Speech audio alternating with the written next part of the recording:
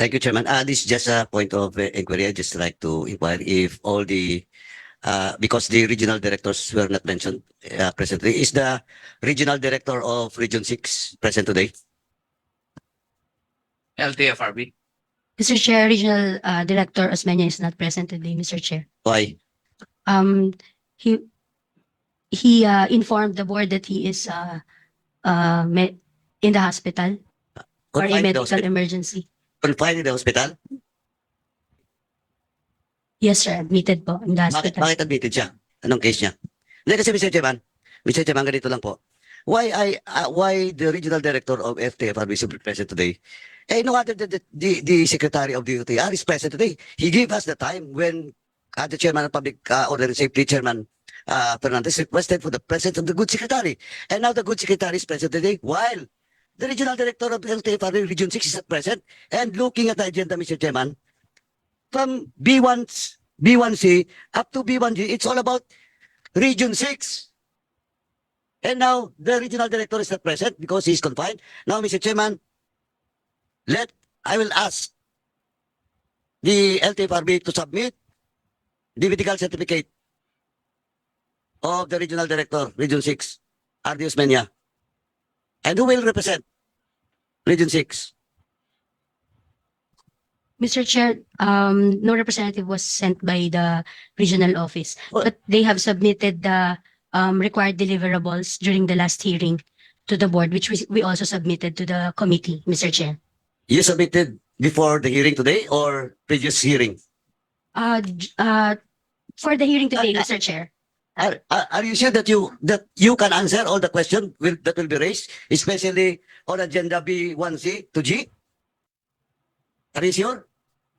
Kasi po, Mr. Chairman, ako nagtitimba ako matagal na to eh.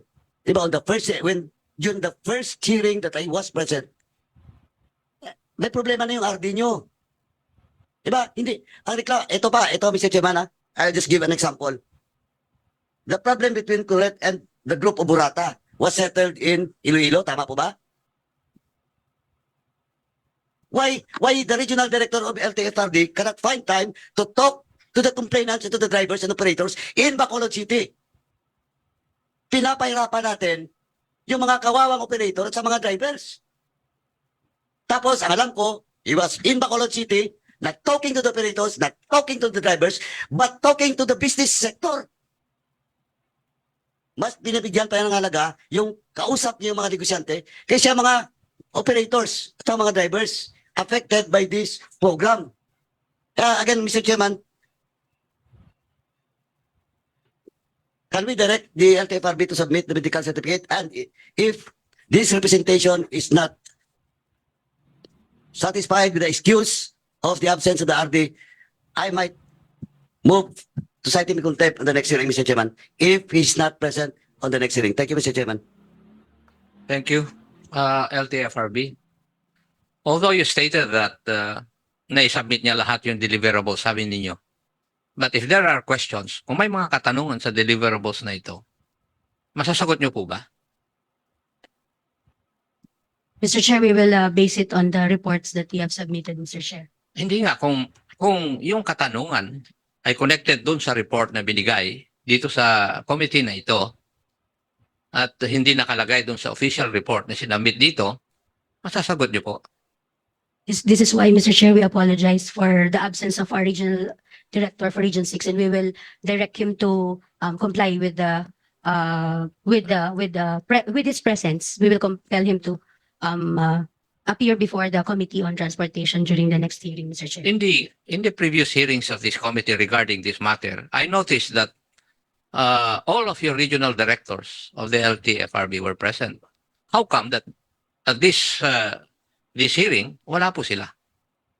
Mr. Chair, they were all present and they were able to observe and listen to the hearing conducted last time, where the chairman of the committee instructed that they should always be present, especially on matters of regional concern. And we at the LTFRB also directed them to attend today, Mr. Chair.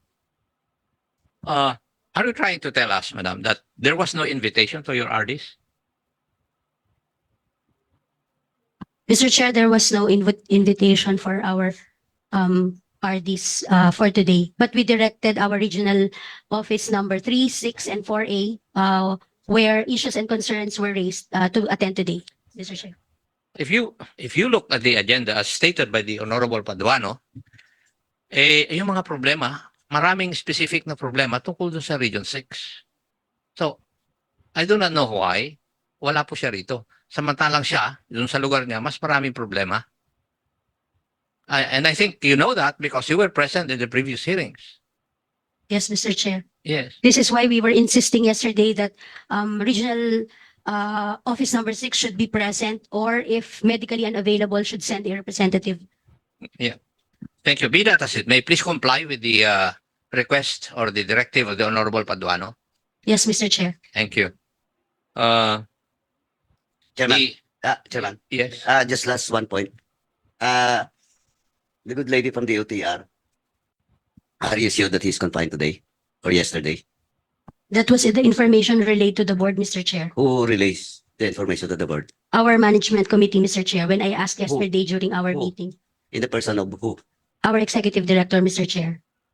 Executive Director. Yes, Mr. Chair, who was handling the notices and the instructions to the regional directors. Ito, Mama, supposedly, kung na-confine siya dapat yesterday. Tama, not today. Yes, Mr. Chair, we will Well, direct him to submit his medical certificate. Know your confinement records. Yes, Mr. Chair. Thank you. Madam, doon po sa sagot ninyo, Kwan bakit siya nagsasubmit ng kanyang Kwan? Sinasabihan yung management committee nyo na nasa hospital siya. Kung hindi niya alam na dapat nandito siya. Naintindihan nyo yung tanong ko? Sagot nyo kay Honorable Paduano, nag-submit siya sa inyo na hindi siya makakarating. Why would he do that kung hindi niya alam na imbitado siya rito? Mr. Chair, when we, the board, directed Region 6, 4A, and 3 to be present with the board for today's hearing. Are you trying to tell me, Madam, na hindi sinusunod yung inyong mga RDs, yung inyong directive? That is what you're trying to tell me. Di ba?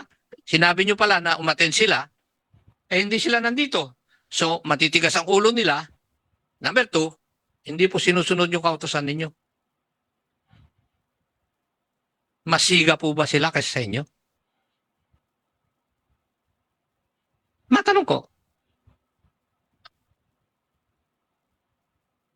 Our regional director, Region 3, Mr. Chair, is here. Regional director of R4A is in Davao.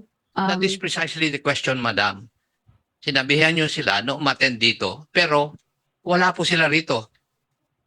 Di ba? Yes, Mr. Chair. Yes. Mr. Chair, if I may. Let me finish Okay, first, okay. Your Honor. How long has this RD been assigned to that present position?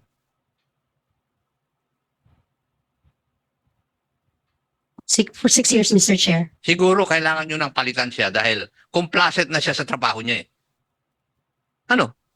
Kasi sa amin, nung nasa serbisyo ako, ang maximum term of office lang namin is 3 years. Binago sa 2 years. Because merong logic behind these directives. Sa inyo, 6 years na. Baka nagiging complacent na siya ron. Nasa kanyang comfort zone na.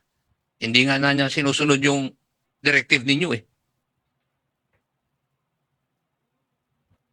Now, may I know, if there's a directive, insofar as your office is concerned, of the maximum tenure of every regional director? Mr. Chair, I do not know of any existing policy So, on that, he Mr. can Chair. last there forever until he retires. The, Is that appoint- what you're trying to tell us? the appointment, Mr. Chair, is the appointing authority, Mr. Chair, do not include a term on the appointment of the regional directors. Ibig niyong sabihin, I can be assigned in Region 6 until I retire as Regional Director of LTFRB? May title ka na sa position na yun, Iha, if that is your thinking. What do you think? Unless earlier removed by the President, Mr. Chair, who is the appointing authority. Oh. And the secretary or the head of the LTFRB cannot come up with a recommendation to the president? They can, Mr. Chair. So, the shift or you're shifting the burden doon sa boss ninyo o kay secretary. We note the observation, Mr. Chair, and we will discuss it with the board to come up with a recommendation to the secretary. Thank you. Umani naman ito ng iba't ibang reaksyon mula sa ating Only. mga netizens.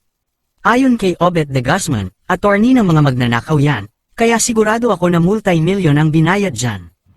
Pahayag naman ni Ronald Enriquez, delay tactic si RD ng Region 6, tingnan na lang natin sa next hearing kung makakaiwas ka pa. At ito naman ang saloobin mula sa ating kababayan na si Kuya Dodds, klarong-klaro na may tinatago itong attorney, hindi man lang makapagbigay ng verbal assurance sa committee na bibigyan ng action ang ginagawa ng RD nila sa Region 6. Mga kababayan, feel free to comment below para maglabas ng saloobin sa balitang ito.